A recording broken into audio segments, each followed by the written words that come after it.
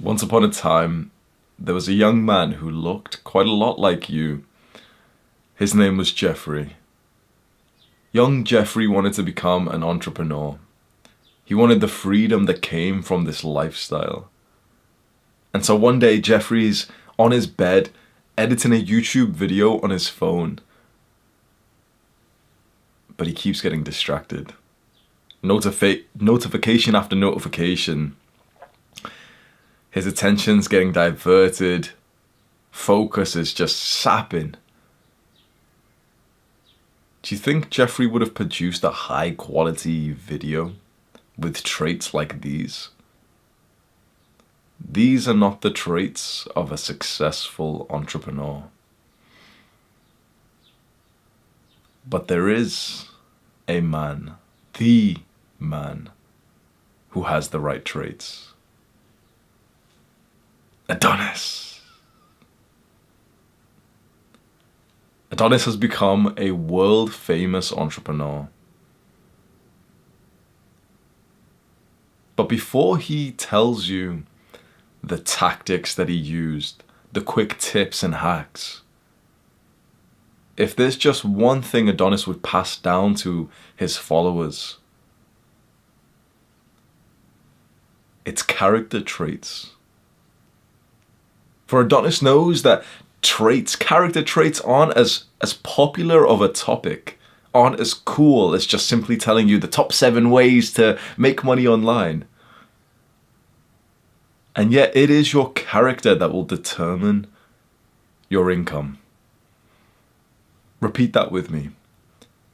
It is my character that determines my income. And so Adonis helps Jeffrey improve his character as an entrepreneur. Jeffrey's finally focused. He's making high quality videos. He clicks on the upload button. He uploads the most recent video, checks back in a few hours. Perfect. 1 out of 10 on the YouTube analytics. Fireworks everywhere. Dopamine for Jeffrey. The first milestone of success in his entrepreneurship journey. Now, a few years ago, before I really got on to self-improvement, and especially before I went all in on YouTube, I remember being in the worst period of my entire life. So I'm talking total degeneracy. 20, 21 years old, smoking weed every single day. Like literally wake up, brush my teeth, have a shit whilst fapping. I'm not even literally watching porn whilst having a shit in the morning. And also I had a girlfriend that I was living with as well, by the way. That's how down bad I was. And straight after that, start my morning routine with a pipe.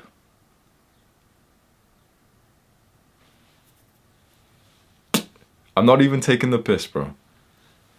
That was my entrepreneur CEO morning routine a few years ago, hitting the crack pipe. But there was this one particular day, I'm trying to get more into entrepreneurship. So imagine, okay, this is me from 3 years ago, 4 years ago. I'm getting into entrepreneurship.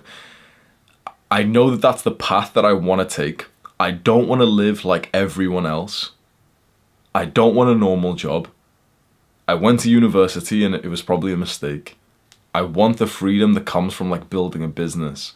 And so I'm in this space of online, looking for advice, videos like this.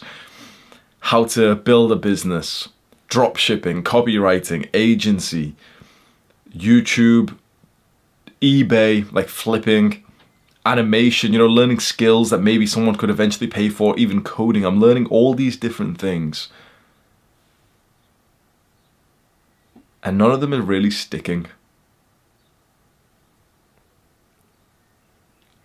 On one day, I'm watching YouTube videos and I get an advert on YouTube by someone that you might know. His name is Iman Gaji. So I'm 21 years old, I'm on YouTube, I hate my life, I'm literally high right now. I've just had a shit fap. And here is this guy who at the time, I think he was about 19, with his advert where he's putting on shoes and he goes like, so I just made, 10 million last year or something, and this is the agency, and like, oh, look at me, I've got loads of money and stuff.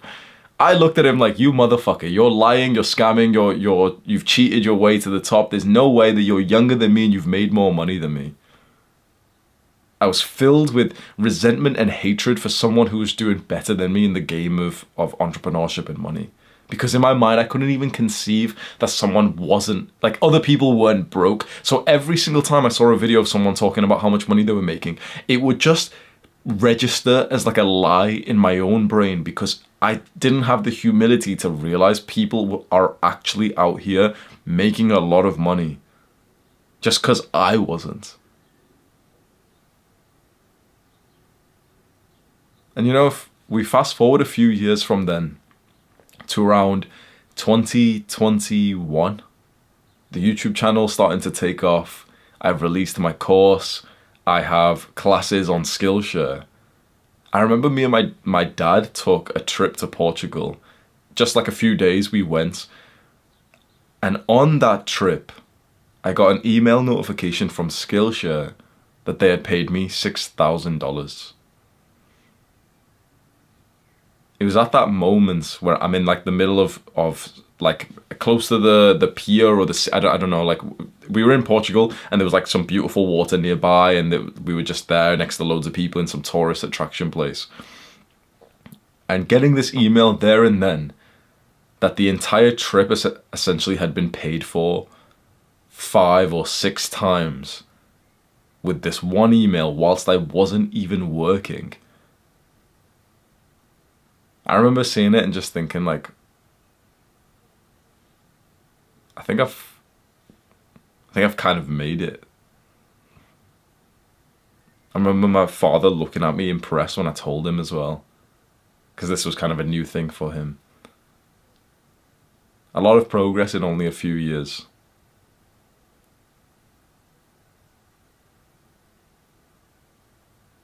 Again, I can tell you the specific tactics, by the way.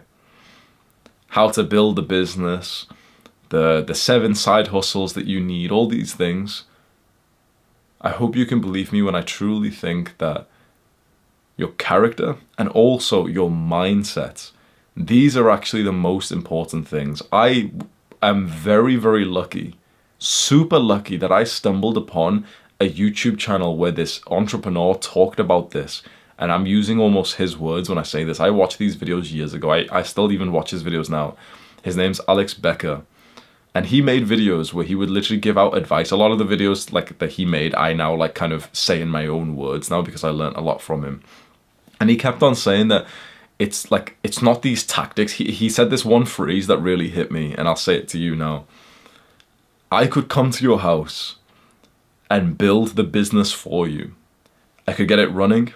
I could hire the team for you. I could get it profitable. I'll get it up to 10K a month, and I guarantee that the moment I leave and you're in charge of the business that I've built for you, it'll crash. It'll crash and burn, and it'll lose all of its profits.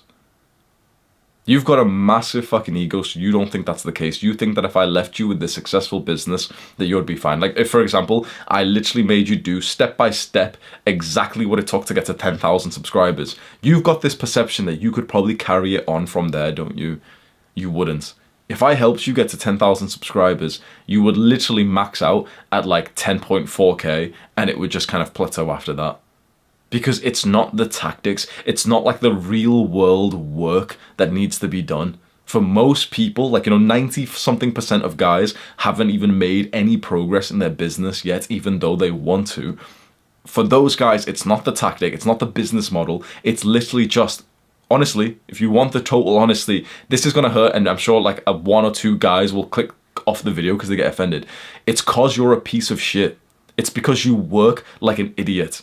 It's because you still have notifications enabled on your phone. It's because you work for a few minutes without getting distracted. It's because you have the wrong beliefs and you genuinely think that you can't even sell like a product for a decent amount of price because, oh, but people won't buy it because it's too expensive. Like one guy in Adonis school just said this, like, oh, but I live in Romania and like, I can't charge that much because, and I was like, bro, you're going to stay broke if this is your mindset. I can't charge as much as everyone else because of this. Here's you literally arguing against your own success. This is the reason why most young guys are struggling. I'm telling you right now, it is the traits and mindsets. It is not like the specific tactic. It's not that, oh, you just haven't found the right business model yet. It's not that you haven't bought the right course, or oh, I've not joined Adonis. It's not even that.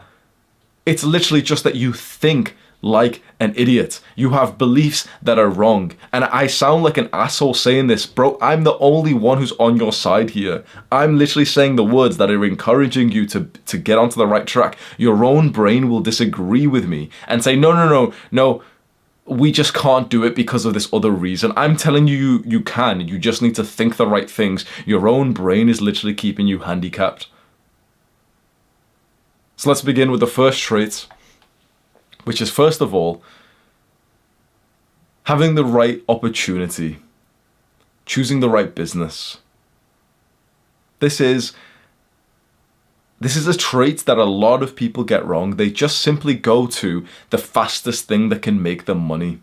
You probably can see this either in yourself or maybe in family members or friends. There's a guy who doesn't care what he does. He just tries to make money as fast as possible. That guy usually stays broke even though he acts rich, doesn't he? So there's a quote that I like. I'm pretty sure I made this quote unless someone else has said it, but here it is.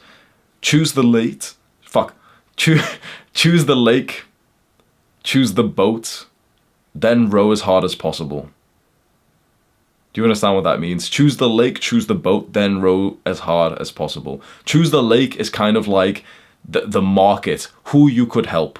The boat is kind of like the vehicle to your wealth, and then row as hard as possible is kind of like, okay, now work hard. Because if you try to work hard on the wrong lake, in the wrong boat, then there's no point. You're in the wrong category. You're swimming in the wrong direction. You only want to work hard when you've actually got the right thing set up. The issue is, especially for a lot of brown people, they'll get a shit business model, shit vehicle. Like, for example, just like making their own corner store or Uber or some things. And everyone can act like little bitches. Oh, but Hamza, these people are really like, yeah, sure. But they probably have got higher ambitions than that. So we need to call them out, because I'm almost speaking to like myself here. If you choose a shit business model to begin with, if you choose like a shit vehicle to wealth, like the fastest one that comes out because you've got this poor trait of impatience and low standards, then suddenly if you're just working hard, you're working hard on the wrong thing. You're working hard on something that genuinely will max out at about $70, $80 a day. That's it. Now, for some people, that sure, you can say that, oh, but that's still really nice. But the truth is, we're not here to make $70 a day.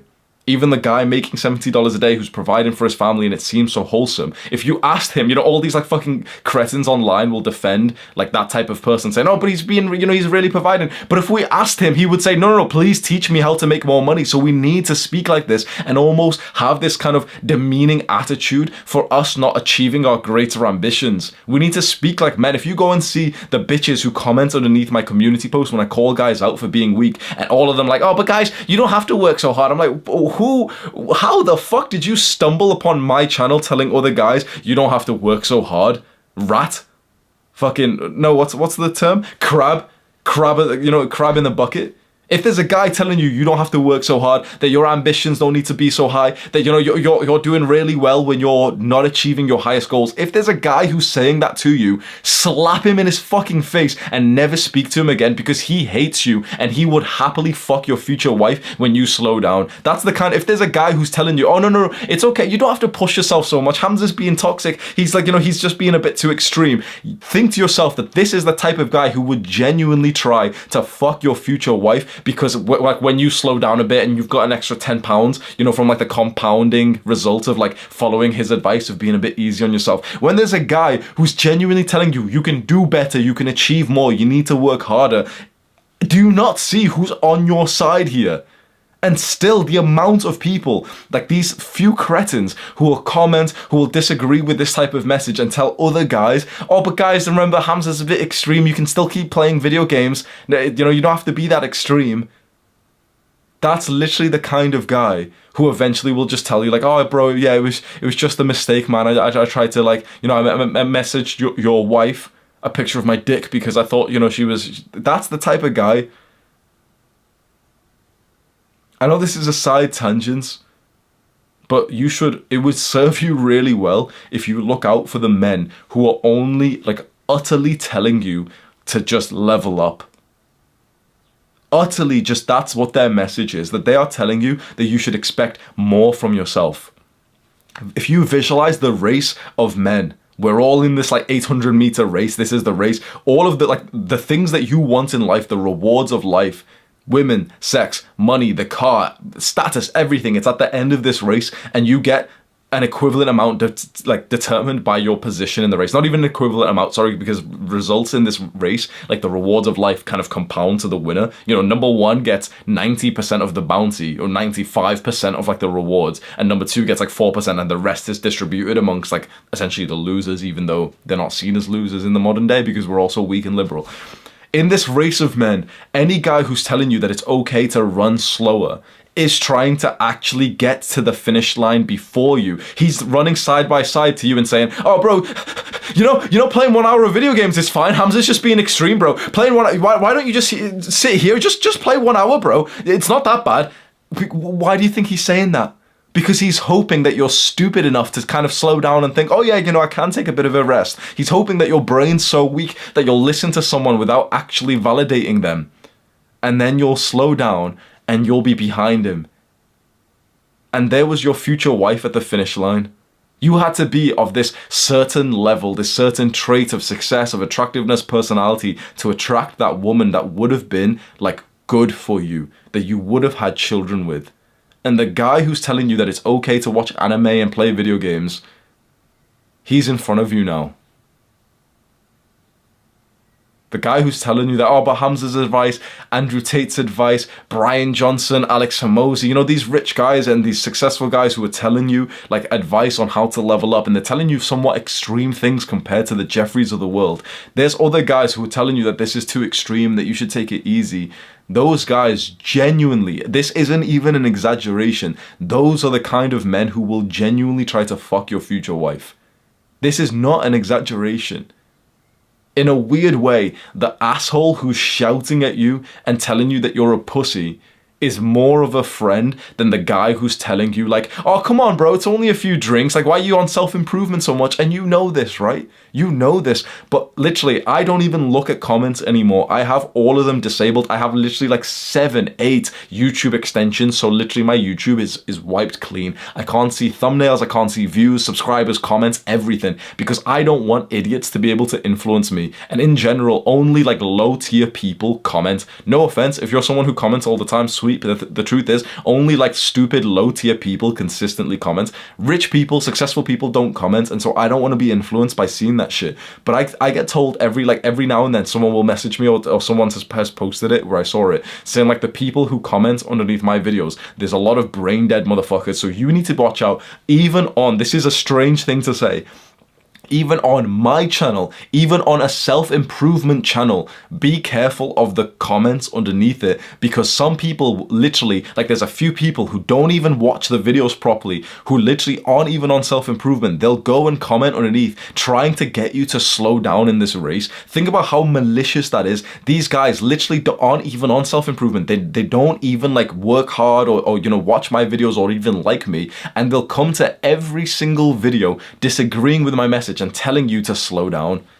Either one, because they're maliciously trying to fuck your future wife, or two, because they're actually at the back of this race and like they're like this fucking, you know, like the soft type of person saying, hey, yeah, everyone, this race is just stupid, guys. Like he's at the back saying, oh yeah, this race is just stupid. Everyone should, you know, HAMZA'S got everyone racing hard, man. Everyone should just slow down. Why do you think he's saying that? Because he's way at the back.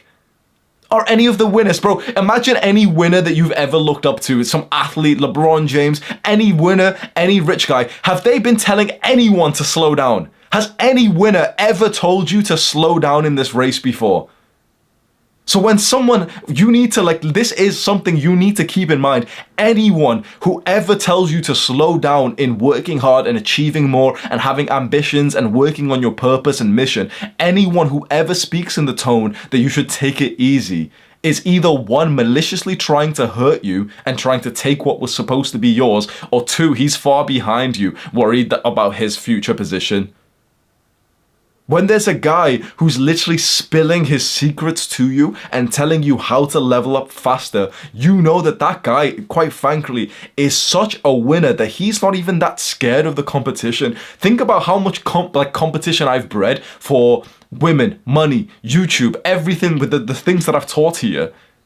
Because I've taught hundreds of thousands, millions of guys how to build muscle, how to improve your mental health, how to attract girls and text girls and hold eye contact with them. These are competitive things I'm teaching you, because this, I sound like, a bit of a boastful person. This is what winners do. I heard a story of either like LeBron James or one of these guys, Michael Jordan, where they would literally end up teaching like people, like other players on the enemy team, some tips every now and then. They'd practice together. You might have seen this in like some guys in UFC that like they probably end up fighting each other eventually, and yet they'll literally practice with each other. That's what winners will do. A winner who's literally going to compete with you will literally still give you advice on how to be better. A loser who's far behind you will tell you to slow down, because either one, you're making him feel insecure, or two, he's actually kind of like hoping that more guys slow down so that he can like take what was going to be yours.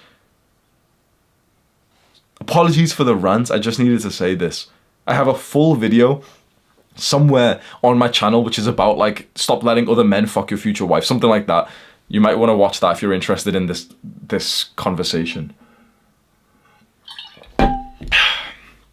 So I told you about that quote, choose the lake, choose the boat, then row as hard as possible. How should you choose the right lake and boat? I actually learned a fantastic tip from the first book I ever read, like the first self-improvement book. The book was The Subtle Art of Not Giving a Fuck by Mark Manson. And he said something very interesting. He said, don't think about the benefits of the thing that you want. Think about the problems of the thing and ask yourself, would you actually like to solve them? What this means is, right now, you're trying to figure out, okay, which path should I take? It's hard to answer this question, because when you think of the paths that you're thinking of, like being a YouTuber, agency, maybe this one career, this thing, that why it's so hard is because you are probably, be honest, you're probably only thinking about the positives of each one, aren't you? You're probably thinking, okay, YouTuber, I'd make money and I'd get a level of clout. Agency, I'd make money and I'd get a level of clout. Copywriting, I'd make, like, the positives, the benefits of these things, they're quite similar, and so it's too hard to really like make the decision on that. The better way to do it, which is so obvious now that I say it, is don't think about the positives of something, because the truth is, any business model you choose, if you work super hard and you become super successful, like one of the top guys in that niche, you'll end up making a fuck ton of money. The more important thing to do is choosing the one that you actually could stick to long term, and the way you do this is by asking yourself, what are the problems that you want to solve? So straight away, when I saw this in this book, straight away, I'm here doing copywriting, drop shipping, eBay, flipping, becoming a rapper. Literally, I was genuinely practicing to become a rapper. I'm not even good or anything. I was literally just, I have this growth mindset where I genuinely believe I can do anything. I could genuinely become like an astronaut if I wanted to put the time into it. I know some guys would disagree because they've got a fixed mindset. I have a very good growth mindset. I genuinely believe that I can do anything. I just have to like literally sacrifice all of my life and to like do that thing. I can create the success. It's just that it's very difficult for a lot of things, right? This was my mindset. So I thought with rapping, it's like if I practice it for 8 hours a day and keep learning, I will get to the point where I'm like a somewhat of a successful rapper. Never to the matching the people who have got the genetic talent and also the hard work. Okay, fair enough. But to the good point, right? That was always my line of thinking. So even though it sounds kind of cringe of me saying that I'd be a rapper, it kind of makes sense when you have a growth mindset and you don't have like a small dick. When you've got this kind of personality where you believe that, yeah, like if I worked hard enough, I could achieve whatever I wanted. At that point, it was so like, I was here trying all these different business models and just so clueless to what to take. But then I read this book, The Subtle Art of Not Giving a Fuck, and I asked myself, okay, what problems would I actually want to solve? Straight away, I crossed out coding, because I was coding at the time, and maybe this is an unfair stereotype, but I just imagined what coders look like, with like shitty posture, addicted to coffee, little skinny dweebs, and that's just like offensive, I'm sure. Like, you know, it's an actual like great business model, and it is part of the future and everything. It's just not my personality. And so I thought to myself, you know what, that's not the problem I want to solve. Then how about like rapping? Do I want to solve the problem of like trying to be lyrical and stuff? Not really. Straight away, what came to my mind specifically, I'm going to tell you the exact thing. I thought about YouTube, and I thought about the problems that would arise from YouTube. Two things came to mind. One was like people's perceptions of me and comments. And two was technical things. I specifically visualized having problems with like my editing software. Obviously, this was back a while ago when like I would edit my own videos and everything. And I saw the editing software crashing or whatever it was. And, you know, that's a problem of being a YouTuber. It's like some weird technical annoyance. And I thought to myself, you know what? I'd actually happily solve that kind of problem. And the one with like, you know, comments and stuff of people being trolls, that's a problem that I think I can manage fairly well. That's what got me to choose the right business model for me, which was YouTube. It was literally, I did this practice once, and we have proof that I chose the right business, because here I am today. So this is like the actionable step for you. Make sure you do this right now. And you can answer this as a question, either journal it, write it on Notion, you can even comment it below. I'm not going to read the comments because it's just stupid. This is a quick side point, but any YouTuber who tells you that he reads all the comments, or that, even more manipulative, that he loves all you guys, he's a fucking liar. Answer this question. What work would you do for free for 10 years? If you want to find out the business model that you should actually do, ask yourself that question. What work would you do for free for 10 years? What work would genuinely bring you some kind of joy that you'd do it for free for a few hours every single day? The answer might not come out to you straight away.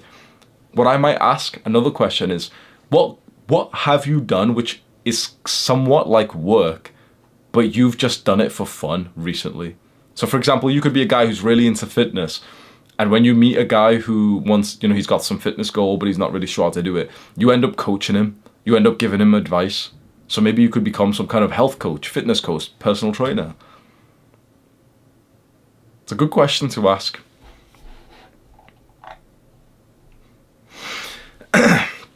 If you want, I wrote a book just trying to decide which business model to go in. So this was literally, I wrote this book in 2019. It's only like a short book. It's like 30 pages. In 2019, I wrote this almost like a guide on how to actually start your first business, especially if you're currently studying or working a shit job that you hate. I wrote this guide before I had even done this myself, almost like, you know, I was writing myself the guide to follow.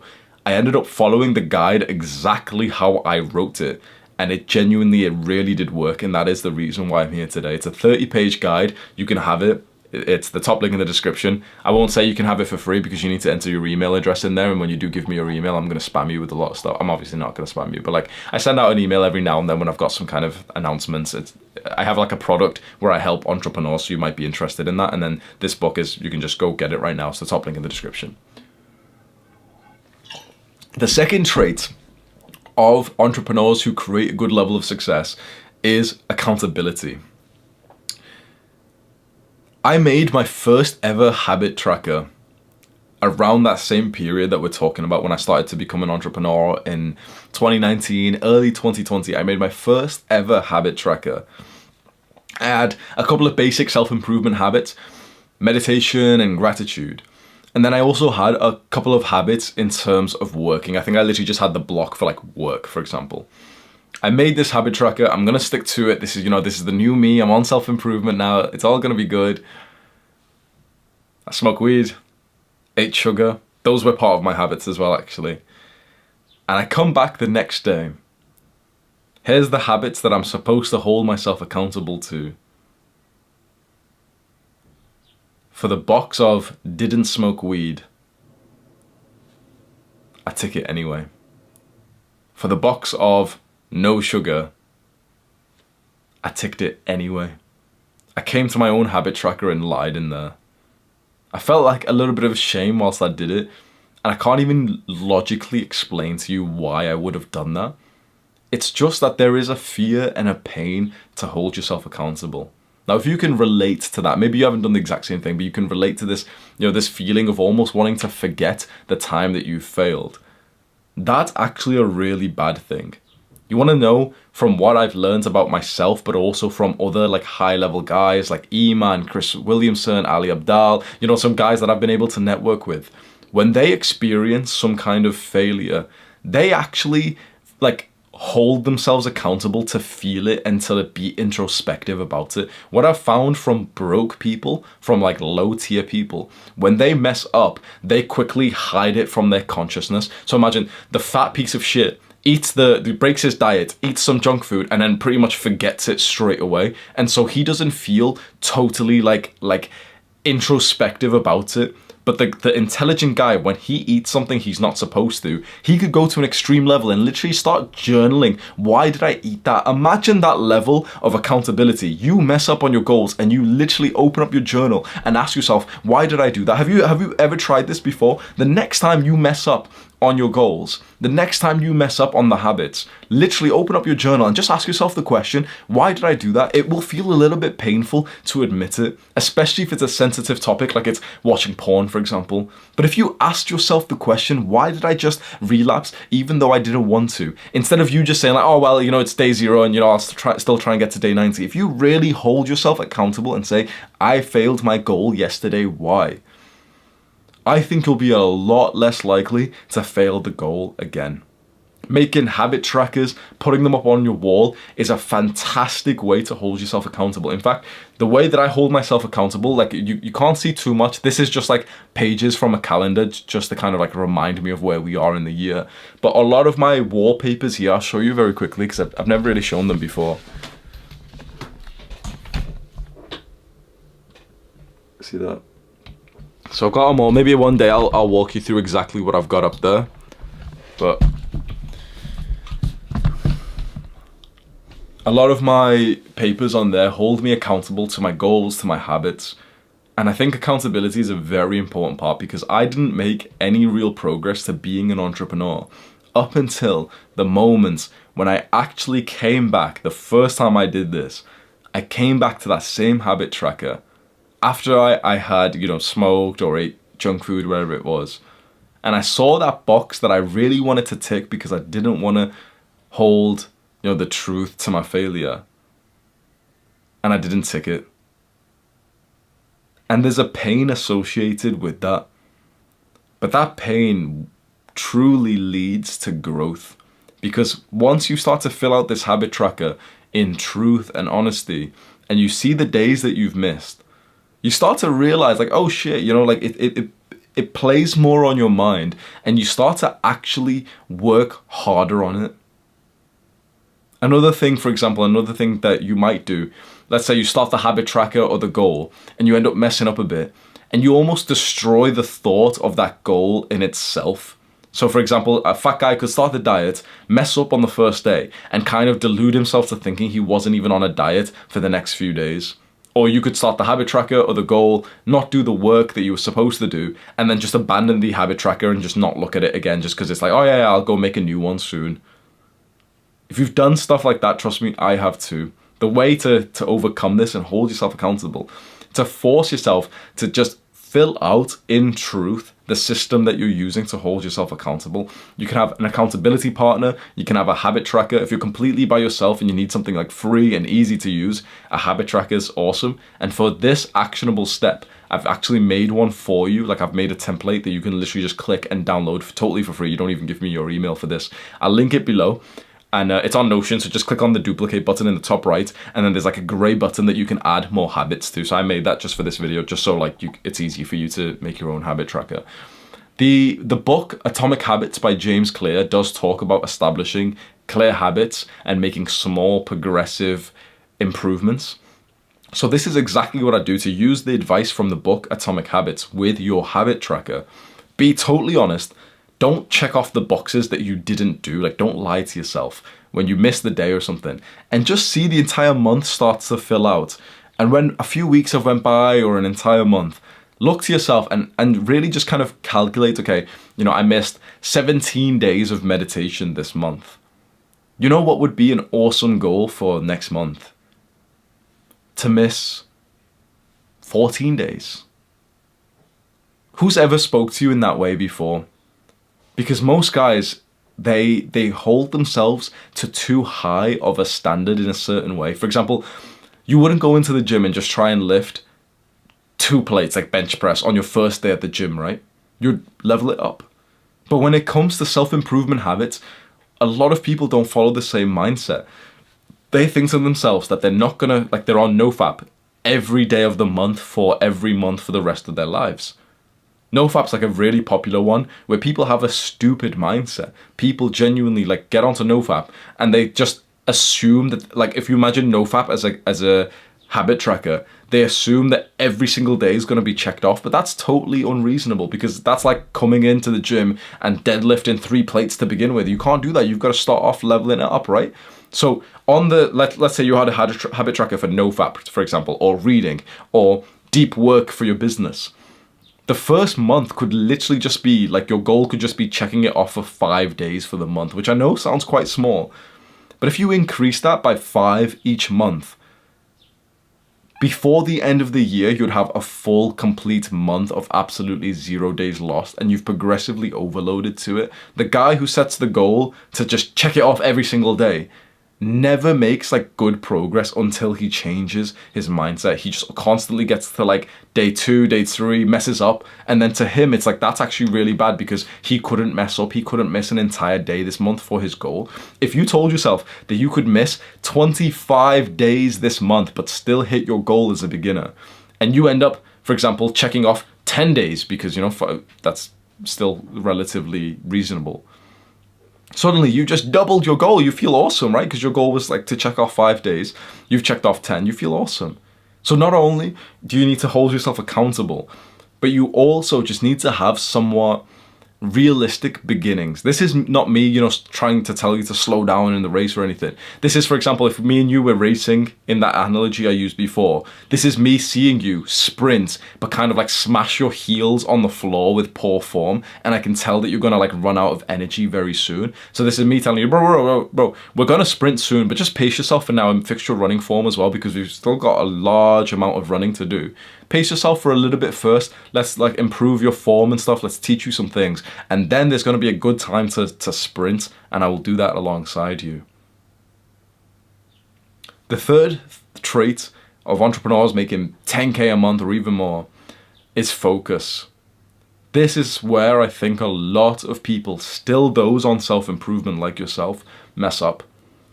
I can almost guarantee that your focus is nowhere near the level it could be, just simply because you have not followed a couple of quick tips. Focus is honestly all about like the very quick tips that you can just start right here, right now. So remember that YouTuber I told you about, the entrepreneur, Alex Becker? He made a video. He's made loads of videos actually on focus, and he had mentioned that he focuses really, really well, and he works and does more work in one day than most people do in a week. That was like a quote of his that I liked. And when I first heard that, I thought it was like a bit of an exaggeration. He does more work in one day than an entire week. Then I saw the statistics. Most people only actually do about 1 to 2 hours of work a day. They're in work for 8 hours. So you probably, how many hours are you in school or work or whatever? It's probably like 4, 5, 6, 7, 8, 10, right? You're still only actually getting like a solid 1 to 2 hours of work really done.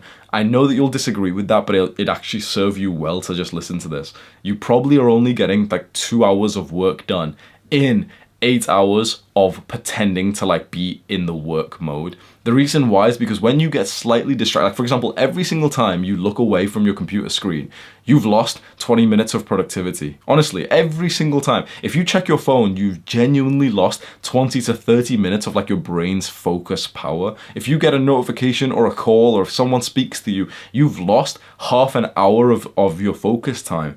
And people get interrupted, like on average, I think the statistic was like 20 times an hour. And that's you know, opening up the random page just for no reason. That's you like, you know, being on the internet for some reason and then just like seeing something that looks kind of nice and you end up clicking on it by accident and you just lose your focus. This is your brain, just, you know, your monkey brain just mind wandering.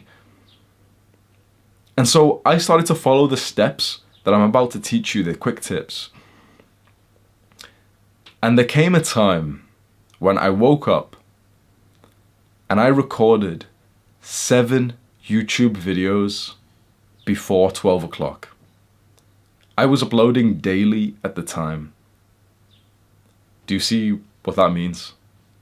I woke up, recorded 7 videos, all in one day, well actually before midday. And 7 videos is a week's worth of work. I did a week's worth of work before 12 p.m. in one day. Exactly what Alex Becker had said. When on that day I realized he was not actually exaggerating. There's levels to like your work, your focus, not getting distracted. And really the easiest tips, we'll go through them right now. You're probably going to disagree with some of these.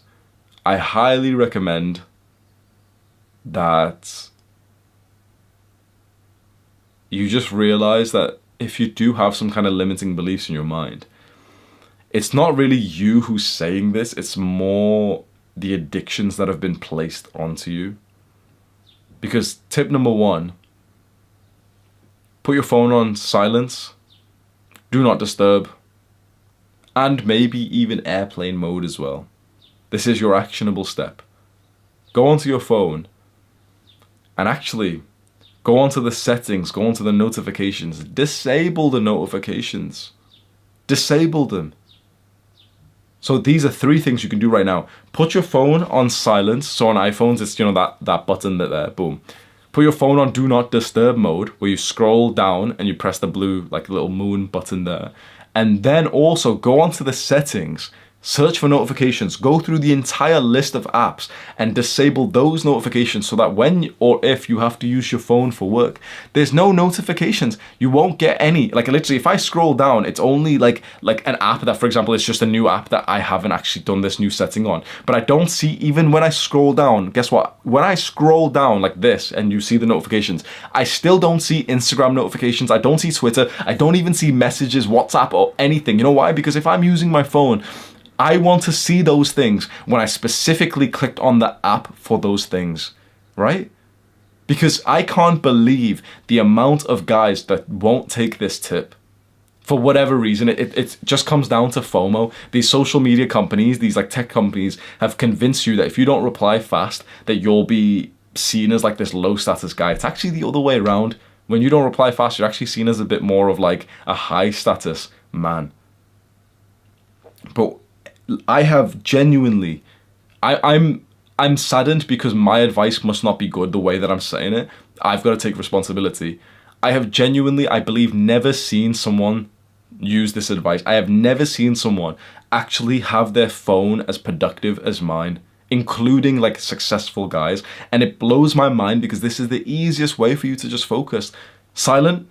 Do not disturb, disable all the notifications. When you want to see your WhatsApp messages, click on the WhatsApp button. But you should not see them pop up onto screen or be in your notification center when you didn't plan to see them. This is common sense to me. I've done this for literally 3 years and I promise I would not be here today at this level of success if I had not done this, because I get, quite frankly, quite easily distracted. Don't fucking bullshit. You do as well. I can't believe that there's still some guys watching who won't do this. I'm sure that pretty much everyone who actually respects themselves is doing this right now, because this is your actionable step. If you want this video, but also all of my videos to help you, you've got to take a little bit of action. This is a fast thing that will genuinely change the future of your life and your work. put it all on, like do not disturb, silent, disable the notifications. Your phone should literally, I literally have, people with iPhones would know this. If you like rise your phone like this, your screen will come on. If you tap your phone screen at the screen, I've disabled that shit. Like I want my phone to be as like manual as possible. I want to see the screen when I literally press this power, like this button once. I don't want to see the screen for any other reason. I don't want to move my phone and straight away the screen comes up and there's a notification, there's a text from someone. That's like literally saying to yourself, I'm an idiot, take away my focus because it's not that good. I don't respect myself. Fuck that. I literally have set these precautions because I respect myself, my time, and my focus. And if you do, then you'll do the same thing. Now, you may have a limiting belief. What if someone really needs to call me? What about emergencies? Apple, I don't know about brokey Androids, I don't know about like other phones, but Apple actually has this feature that if someone calls you repetitively, it will still go through all of your silences. So that's absolutely fine. I believe if you've got airplane mode on, it won't, but you could still have your phone on silent and do not disturb mode. And if someone calls you a few times in a row because it's an emergency, then your phone will still light up. In 3 years of doing this, we've never had an emergency, which obviously like we're lucky for that and stuff, but I think it would serve you really well. You might have a ton of limiting beliefs right now. In fact, if you do have some limiting beliefs, I do kind of want to know them. I'm not going to read the comments, but like find a way to like let me know. I don't know, email me or something. But it would really, really be a good tip for you to implement. Make your phone this place of focus instead of distraction. Because one, when I'm working on my computer or I'm recording, I don't want that shit to go off. Two, when I have to grab my phone for something and I have to go on it for something, I don't want to see something on here which I wasn't planning to go and look at. Do you understand the mindset here? It's like, if I want to go and see my text messages, I want it so that I can only see my text messages when I click on that specific app. I don't want it to pop up when I'm doing something else. You're training yourself to have like ADHD, like some shit attention span, and then you're wondering why you've scrolled down to the comments 4 times in this video. You're wondering why there's a rise of like TikTok and YouTube Shorts. It's because of people like you who refuse to like just take action on this. That's the first tip. It's for free and it's literally so quick for you to set up, and it will genuinely save you so much of your focus. If you have any respect for yourself, like I really think you should do it.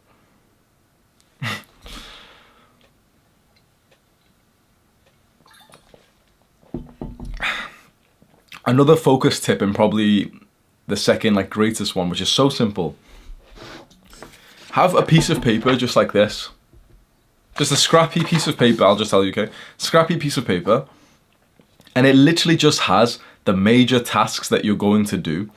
And the idea behind it is that you do, like when I've started this task, so this task is record this video. When you start the task that you wrote down, so it's literally just a task list, right? So I've just got 2 things on mine. So at the top, I write the date. Saturday, 10th of June, that's my birthday, I'm 26. I'm literally recording a video on my birthday because I enjoy this stuff. Saturday, 10th of June, I turned 26 today with a little smiley face. Record 5 traits vid, which I'm doing right now. And then after this, I'm gonna study like this course that I've got, that's it. I'll probably add more things to this task list, but it's just that simple. The idea is, when you start the task on this list, you do nothing but that task till it's completed. So what I mean by this is a really good productivity and focus technique is say to yourself, set the intention that when you start a specific task, like for example, you're gonna go and outreach and DM 100 people for your business, or you're gonna go and script 2 videos, or you're gonna go and record, or you're gonna do this other thing, this specific task. Set yourself this intention that you're going to start this task till completion without getting distracted, without looking at anything else. It's a bit easier for me with recording because, for example, I'm not just going to pause the recording and just like scroll on my phone for no reason. But with other things like studying and, you know, other tasks that I'll write down, the idea is that when I start that task, I literally am committing myself to just do that task and nothing else till that task is completed. This is how you train your focus. Remember, this is for you. I know that this can, you know, the 2 things I've suggested here, this and the phone. These are tips for you to improve your life, your focus, and make more money. It can seem a little bit sad or annoying or extreme, or that, you know, I'm telling you to not enjoy yourself or anything. Bro, by all means, go and have a fun time. But when you're working, work. Because you will not only get this work done more efficiently, you know, in less time, so you just save time, so you've got more time for fun afterwards. But two, the work that you do like this will be so much better. Imagine how I would have been, imagine my number of YouTube subscribers if almost every time I recorded a video, there was a notification that quickly I would check halfway through the video, you know, my editor removed it or something. Imagine how distracted I would have seemed without me even knowing it for the part of the video for a few minutes after I had just checked my phone. Probably it would have been, our success probably would have been exponentially less than it is right now, right? You can see that being reasonable. So it's the exact same thing for you. These things that I'm saying, they're for you, they're for your success, they're for your life quality, even though it seems like you're gonna lose a bit of kind of relaxation in a way. Get the work done efficiently and effectively, and then just relax after that. That is your actionable step. 1, go and just stop your phone from being a distraction. Put it on silent and keep it on silent. Put it on do not disturb mode and specifically go and disable all the notifications. And if you want, you can disable it's called rise to wake, something like that. Okay, it's the screen thing, which means that when I move my phone like this, it doesn't just turn on. iPhones do that. I don't know about other phones, but literally when you just move them, the screen will come on. When you tap the screen will come on. I only want the screen to come on if I press the power button, so it's all manual. If you set those things on, I guarantee your screen time on your phone will drop by an hour as well, by the way. That's your actionable step. Do that and also start to just write a paper task list. This is very nice. Let me show you mine. This is how you know I'm not bullshitting with the advice I give you. These are all of mine. See, so I'll do this literally every single day. This is what a, let me show you a complete one. Yeah. Make sure there's nothing private in there. Yeah, this is what a complete day looks like. It doesn't matter what I've got on there. Obviously, we're going to have different tasks, but you can just see kind of how I structure it. So once I've done a block of work, I'll just kind of draw a line underneath it, you know, if I'm going to the gym or something, and then I can kind of start off underneath the line. My throat is getting so dry. This one can be quite quick. So the 4th trait is to prioritize. Most guys will spend time doing work that isn't actually the most important task that would move the needle, that would, you know, get them the success, but rather they'll spend a lot of time doing low tier tasks. So when I was growing on YouTube, I don't mean to be offensive to this guy, but I'm going to essentially call out another YouTuber. There was another YouTuber, and I'll just say his first name. His name was Ahmet, and he was in the same space as me. And I remember we had about the same subscribers. I understood this trait of prioritization, and so I focused entirely on just being on camera and then getting better at being on camera. They were the 2 tasks that I was doing in my work. Genuinely, the only work I was doing all week was just being on camera and then being better on, training to be better on camera, because that's my highest leverage as a YouTuber, right? Everything else can be outsourced or everything else can be eliminated because it's not actually high ROI. And this poor guy who was in the same niche as me, who honestly at the time made better videos than me, who was better on camera than me, I saw him making a big mistake, a cringe mistake. He was doing the strategy which is called comment maxing. It's this cringe thing where YouTubers will literally just comment, spam, copy and paste quotes onto other videos, hoping that you know, a few people click on their channel. He would do this on my channel. He would do this on pretty much every self-improvement video I'd watch. This guy would do it. We had the same amount of subscribers. Recently, I just went and checked his YouTube. I've got 2 million subscribers. He's got 30K. Now, 30K subscribers is still kind of nice and stuff, but okay, sweet. But it's he had potential to be on hundreds of thousands. He didn't follow this trait. I don't mean to call him out in a bad way. This is just me again, looking at the guy who's in the race and telling him his, you know, you're smacking your foot wrong, bro. Let's focus on the right thing. You don't want to be the guy who's left behind because you're focused on something else. Let's say in this race, let's say just in a normal race, the objective, the priority is just to run to the finish line, right? Would you be in this race and start doing lunges on the way there thinking, oh yeah, but I'll build up some of my quads? No, it's a race. Just fucking run as fast as possible, right? That's the priority. This is something that a lot of guys don't get, and I think it comes down to procrastination. You don't do the task that should be the priority because you procrastinate like a little bitch, and you'd rather do the thing that's easier. You'd rather go on ChatGPT and like ask it some bullshit rather than actually just sitting down to record the video. If you're a YouTuber, you want to know my like $10,000 coaching tip? Like if you paid me 10K and I was like assessing your life to be a better YouTuber, you want to know what it is? Stop doing everything apart from recording and training to get better at recording. If you're doing any other task, you will get destroyed in this competition. That's it. Just record videos and train to get better at videos. If you're doing any other task, you're wasting your time and you're going to be a shit businessman. Prioritize the tasks that are absolutely essential that you must do. Outsource and eliminate everything else. I only record videos and I only train to get better at recording videos. That's it. Stop making your logo. Stop like wasting time pretending to like network with other people. Collabs don't work in this in like the modern YouTube space. If you needed me to tell you, collabs are low tier. No one gives it. The only collab that will actually like be worth your time is when you collab with a guy who's so much bigger than you that at that point it's not even a collaboration. It's more like he's literally just giving you subscribers.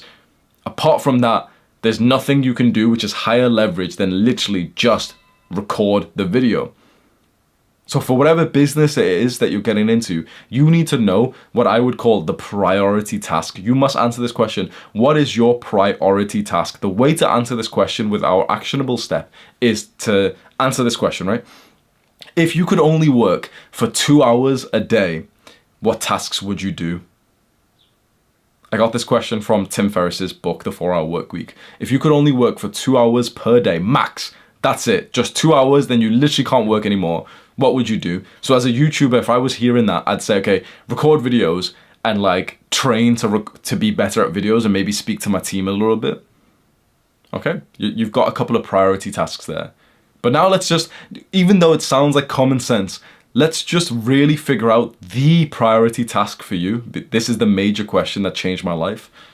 If you could only work for 2 hours per week, what would you do? Genuinely, really imagine that. Literally, you could only work for 2 hours per week. You'd probably want to do those 2 hours like all in one day. Imagine you could literally only work for 2 hours per week. What task would you do? For me, I would do absolutely nothing apart from just recording the video. That's it. Right? Because if you imagine in my perspective from my business, that's the only thing that cannot be outsourced. It can't be eliminated. It's the thing that only I can do. No one else can be on camera. It's way better than me spending time on my fucking email newsletter like a dweeb like everyone else spends their time on. Right?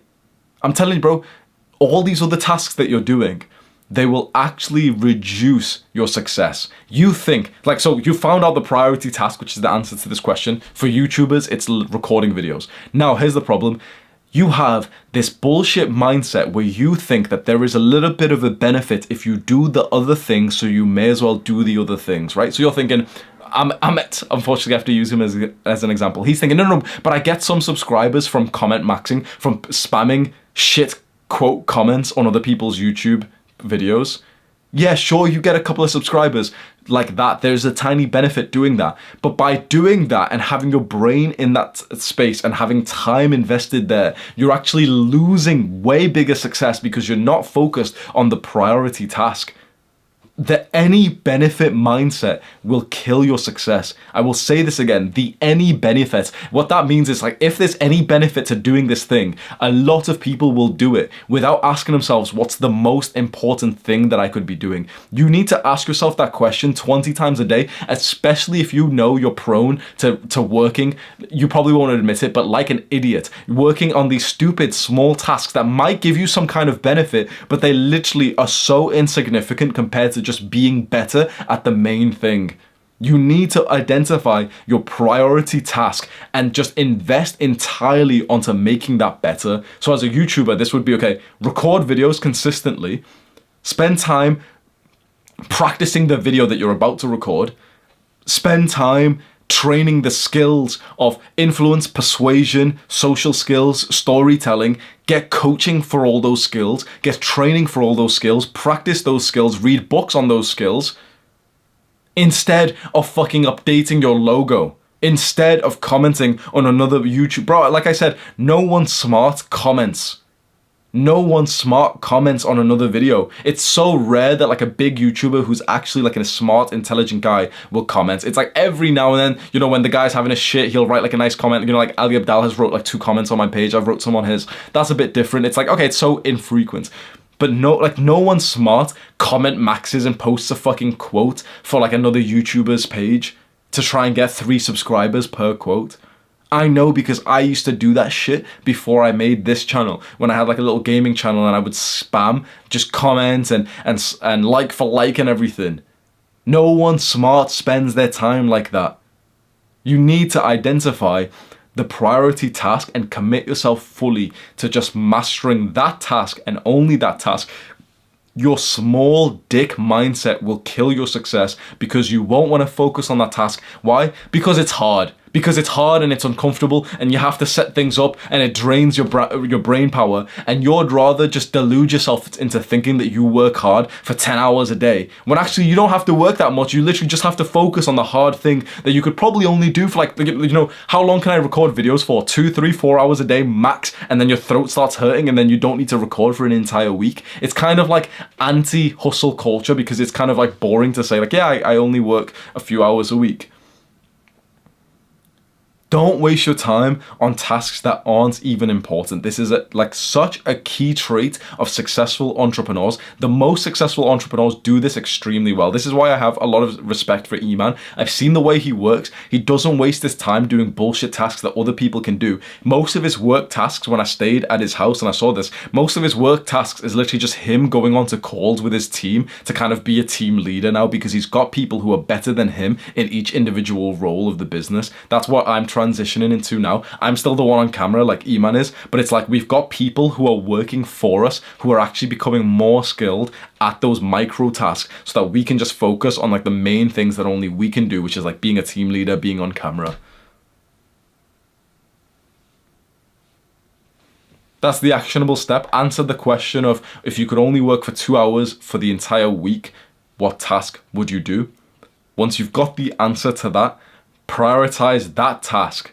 And not just do that task, but get better at that task. You could spend 5 hours, 10 hours a day reading about that specific task and learning how to do it better. I have literally just genuinely given you a $100,000 tip right there. You would be a fool not to take that advice. Finally, the last trait of successful entrepreneurs who are making 10K a month or more is courage. Courage is the skill of overcoming your fear. When you feel fear, you can go and do the thing that you're scared of anyway. When you do the thing that you're scared of, that is courage. Courage is not that you don't feel fear. Courage is that you feel fear, but you do that thing anyway. This relates so much to not just entrepreneurship, but masculinity in general. If you open up your copy of The Way of the Superior Man onto chapter 4 and then also chapter 8. 4 and 8 will tell you about something called edge. What the author calls edge, we can say is fear. You can translate edge to fear.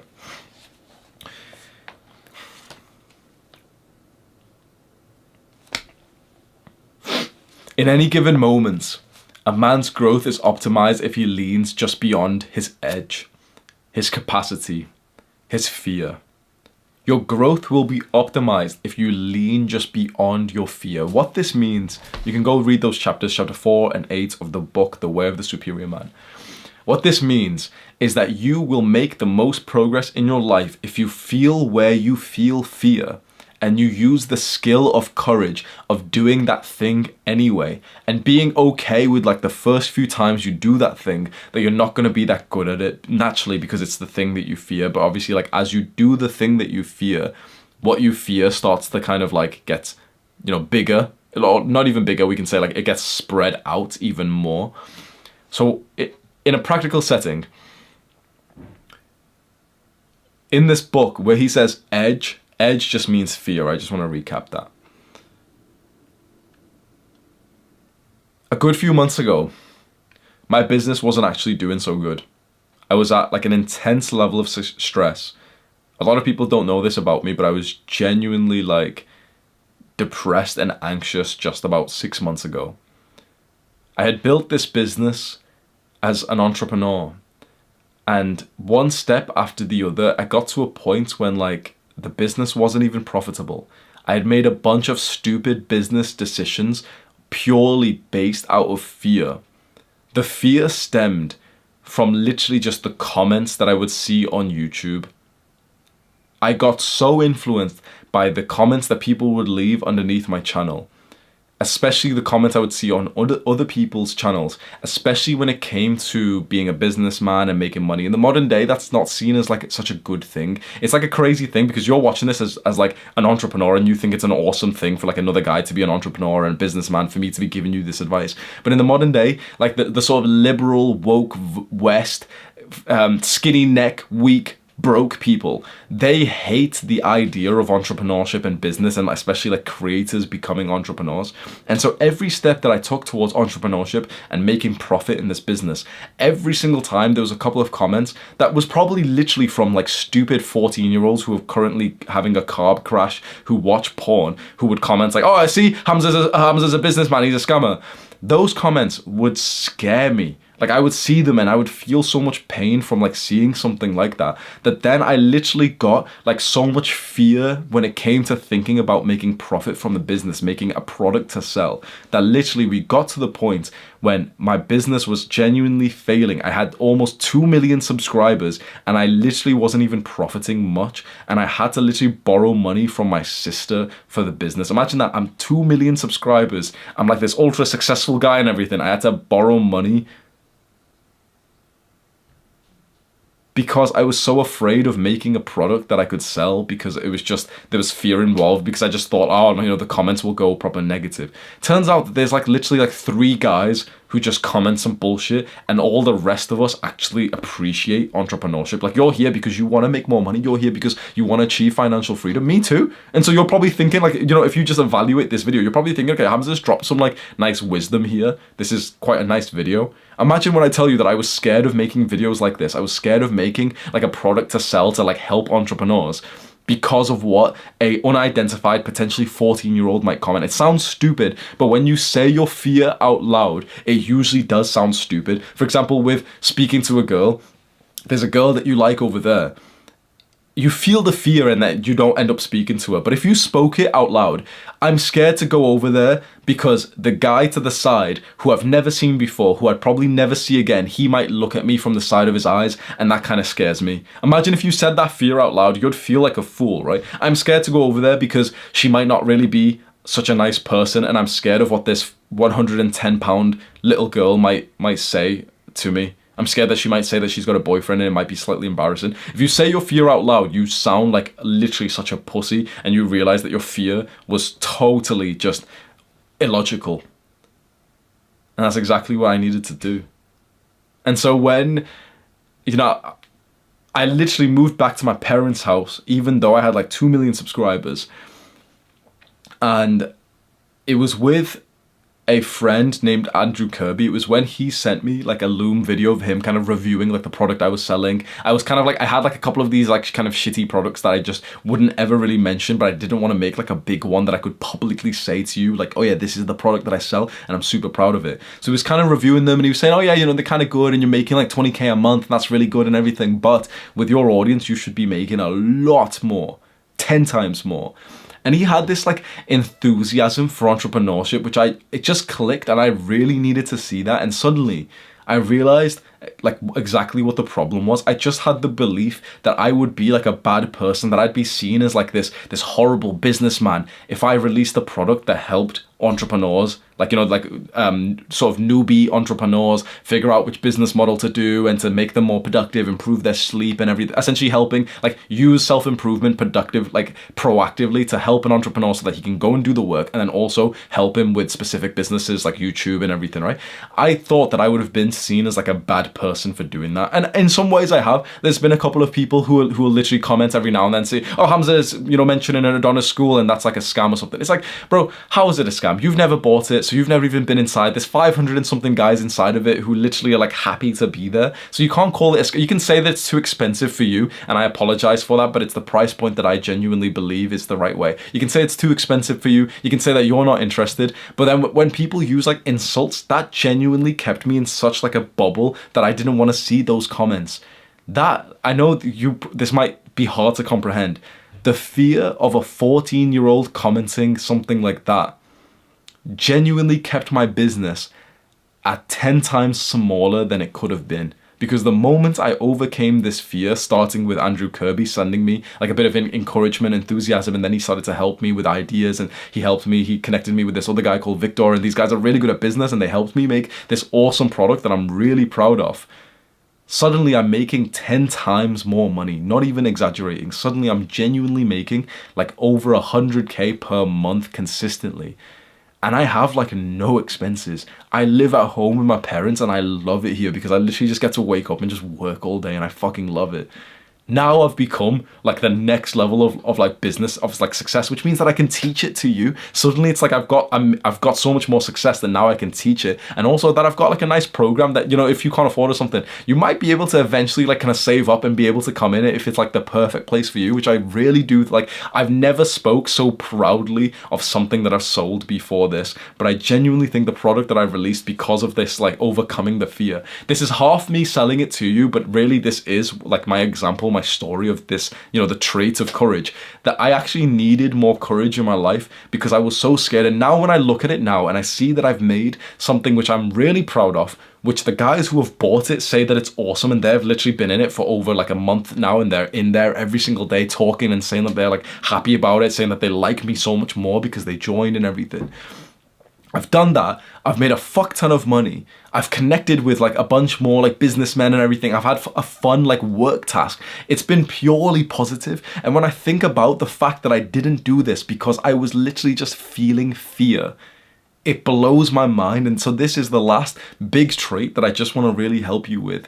Fear will keep you living this life of mediocrity, the life of like an average man who's scared to, for example, quit his full-time job and everything. If you're interested, just quickly, the concept of quitting your full-time job because you want to build a business is exactly what my ebook is about. It's like 30 pages. It's just like the guide that's linked in the description. It's the one I mentioned before.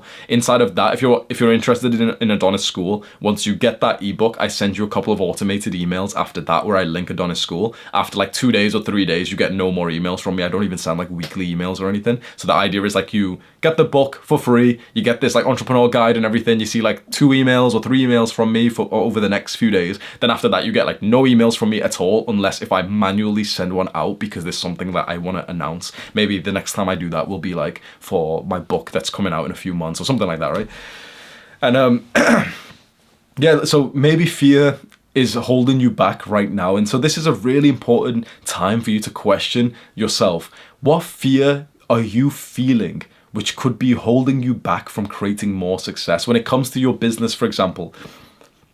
What is the fear? And so the actionable step for this trait is to do Tim Ferriss's fear setting exercise. Tim Ferriss is the author, the entrepreneur that I mentioned before. He's the one who wrote the 4-Hour Work Week. You can literally hear how dry my throat is getting, bro. One sec.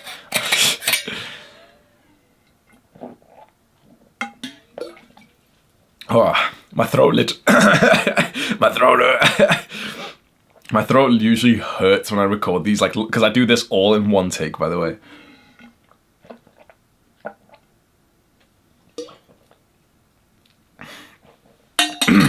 Quick water break and posture break. Join me, bro. Cheers, bro.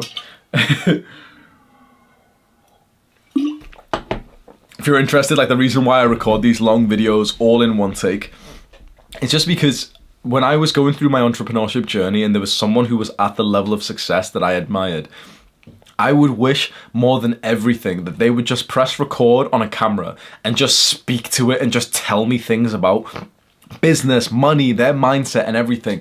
Unedited, no music, no random fucking sound effects and all this stuff, like, you know, distracting. I just wanted like this rich, successful guy that I looked up to just keep talking, saying valuable things with no interruptions at all. And I thought to myself, yeah, well, why don't I just do that? I wanted to stop uploading, you know, like the quick 10-minute videos where each point is only like 1 minute long, and you know, those videos get a lot more views, by the way. These videos still get a fair amount, and I hope that, you know, chances are if you're watching this, you're like a total fan of mine. I hope that you don't think the titles of the videos that I'm making are too clickbait, because I had like a fear to use titles like this. They're kind of like, they make me cringe a little bit, but at the same time, they just perform so much better. And the way that I see it in a wholesome way is like, if using titles like this, you know, the top 7 ways to become an entrepreneur and how to full guide to making $10,000, you know, it seems, I don't know if, like, it seems a bit clickbait to me. Maybe it doesn't to you, but even if it does, like, I just realized, well, like, if more people are watching these videos, you're literally just giving the people what they want.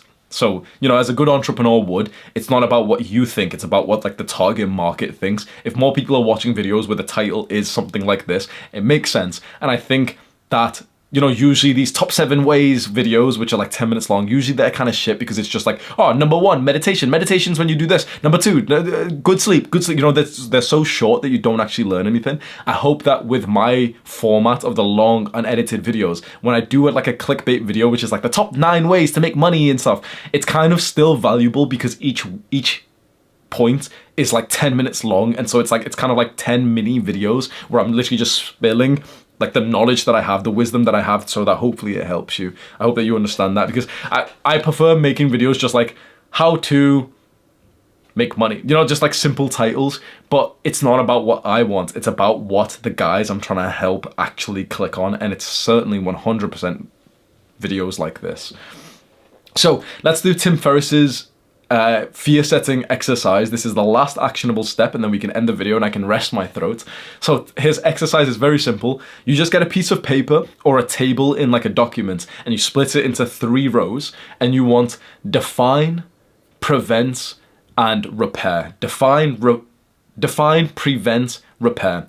Define is what you write, what could go wrong. So when you think about the fear that you have, maybe you title the page, the fear I have is, for example, using clickbait titles like this, right? That's the top fear headline. What could go wrong?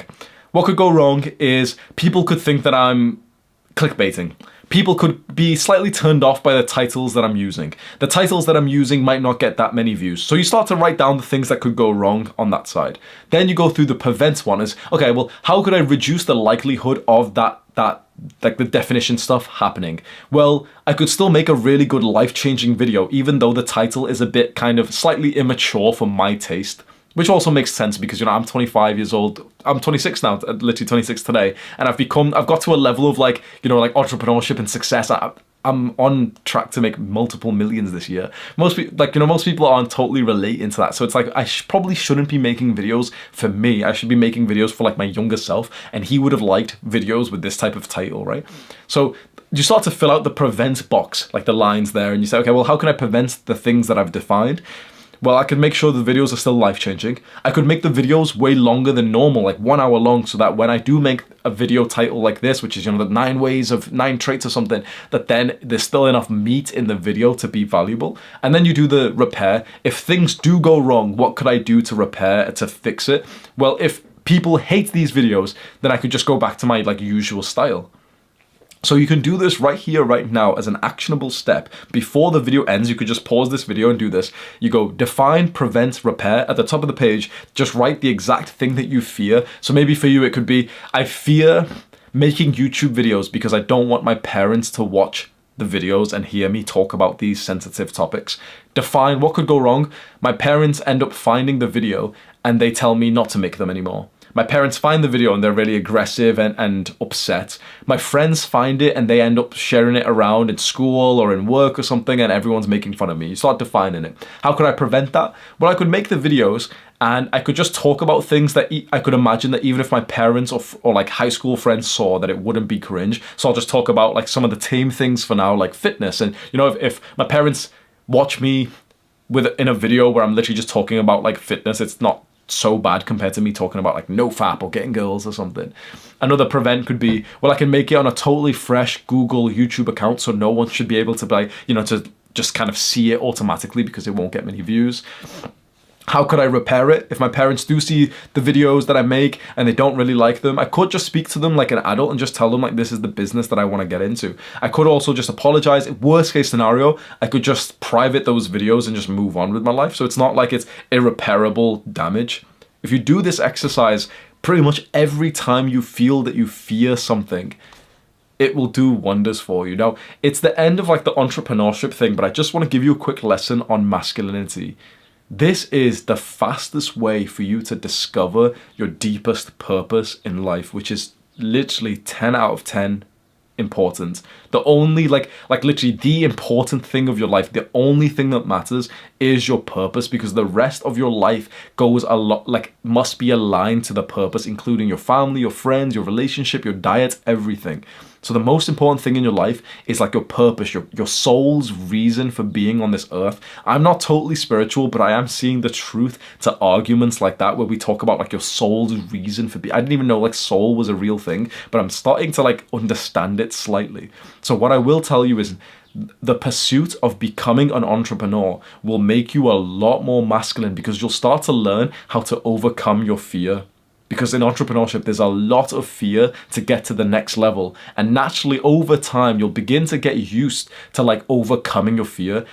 I genuinely, you know, if I heard this lesson 4 years ago, I genuinely would have made so much faster progress. I'm actually very proud of this video, of the knowledge I've gave you here. Because if younger Hamza, younger me, watched this entire video and really, you know, like watched it with focus, it genuinely would have like speeded up his entrepreneurship journey by like literally months or even a year straight, especially this last point on courage and fear setting. It would probably do you well to literally just rewind and just watch that entire section, trait 5 in the actionable step again, like right now. Honestly, if I'm saying that to you, and also quite frankly, like, you know, I'm pretty sure like I'll make more AdSense or whatever it is, but like I actually really do think this last point is the most important, because it's fear that could genuinely stop you for months from making progress. It's probably fear that's stopping you from making a lot of progress right here, right now. It was fear, like think about it. It was fear that kept me making like 20K a month in my business, which is really good, but it was fear that kept me there. And suddenly when that fear was just penetrated, I started to make 5 to 10 times that. So fear can hold you back to such a huge level. That's the end of the video. I well and truly hope that it's really helps you. Because when I think about helping young entrepreneurs, especially, this is a bit maybe unfair or whatever, but when I think about like brown-skinned Pakistani 18, 19, 20-year-old wanting to be an entrepreneur, it reminds me of me. There's a guy inside of Adonis School called Zain who I've just made a moderator, and he reminds me of like my younger self. He's like a young Pakistani guy who's trying to be an entrepreneur and everything. And I just think this journey is so beautiful. I journaled yesterday saying like, I'm actually so proud that this is what I've evolved to. At first, I started my YouTube channel with it just being about dopamine detoxing. Then I went into like the whole mental health, and I still think that's really important, you know, mental health stuff. But I've got to the point now where this feels like the thing that I can really help young men with. I will still make videos on like testosterone and fertility, but those things are almost like outside of my scope. It's probably better if we listen to like researchers and stuff, and I'll still make videos about them because of what the researchers say and the books say. I can distill it down for us in a way that we can understand. But entrepreneurship and like making money online is something that I really have dedicated a few years of my life to. It's a problem that I've kind of solved in my own life, and I see how valuable and popular this topic is, of how many young guys there are out there who would rather be entrepreneurs than like normal employees. And I think that I can really like help the guys. And so I genuinely feel very proud of this video and also the work that we've done in general. Hopefully you've got to this point, you're an entrepreneur and you respect entrepreneurship, so you won't mind me just kind of pitching Adonis School to you. If you don't want to hear about Adonis School, you can click away, but like Adonis School really is the place for you. If you've watched all this video, it is like this private online community and also this platform that's completely separate. It's not a Discord server or anything like that. We're literally like the sole purpose we have with me and my entire team is literally just help like this young entrepreneur, like this one entrepreneur, like this wannabe entrepreneur, to start making money, but also to become so effective that he's actually good at working. So we literally have like a sleep coach who, when you join his live calls, he'll ask you a bunch of questions. Suddenly, like, your sleep becomes like 10% better, and you know the impact that would have on your business. Suddenly, like, you're more productive, you're more focused, you're healthy, your brain's better, you're making better decisions. We have a purpose coach that helps you kind of find some life direction in. We have an affiliate marketing teacher who does live calls and also sets homework. So if you want to get into affiliate marketing, which is a fantastic business model for like young people who have got like no real skills at the moment, because you don't need to make your own content, you don't need to be a YouTuber, you don't need to be on camera or anything as an affiliate marketer. You just sell like Amazon's products. Like, for example, I'm an affiliate for a couple of people, which you can scroll down in the description and just see, like, for a couple of sites that I like, and they'll make like an okay passive amount per month. It's like easily I'm making thousands, like above 5K a month from like the few affiliates that I have just passively. Obviously, it's like I'm at a big level where I get a lot of traffic and stuff, but if you made, a few $100s a month from affiliate marketing, like somewhat passively, you'd probably like kind of enjoy that, wouldn't you? And then I do my own live lessons where I teach how to grow on YouTube, which, when you think about it, how valuable is that? You could learn from a guy with 2 million subscribers. And so I genuinely think Adonis School is like fantastic for young entrepreneurs. It's like such a beautiful community. It's just these guys who are coming together to, one, use self-improvement to become better entrepreneurs, and then two, to actually discuss the specific business models and get better on those. And we're seeing some good results. There's guys in there who have made their first like $1,000 already. There's a guy who's made 2.5K from affiliate marketing already. There's people who have already gained hundreds of subscribers on new YouTube channels. So it's really powerful. You can get to Adonis School. I've removed the links from the description now because I've set up like a new funnel. But if you haven't already, you can go and get that free like ebook. The free ebook signs you up to like email marketing thing. So you've put your email in there, get the ebook, the entrepreneur one. It's the top link in the description. Then about 24 hours after that, you'll get an email where I mention Adonis School. So that's where you can find the link from now on. I don't have it in the description because I think that this might be like a better funnel. I'll test this out and maybe I'll like update you just in case you're interested to make your own funnel and stuff. That's the end of the video. Hope you can appreciate it because my throat really hurts. If you have watched this far and you really appreciate this and you want to thank me for the help, the greatest thing you could do is click on the share button underneath this video. Get the link and just send this to like as many group chats or friends that you can, especially friends you know who are trying to become entrepreneurs, and you could tell them that you watched the entire thing, and you could tell them to maybe watch the entire thing. If you shared the video and we can just see like who has got the most people to watch it, that would be sick. Do the hard work, especially when you don't feel like it. Mwah!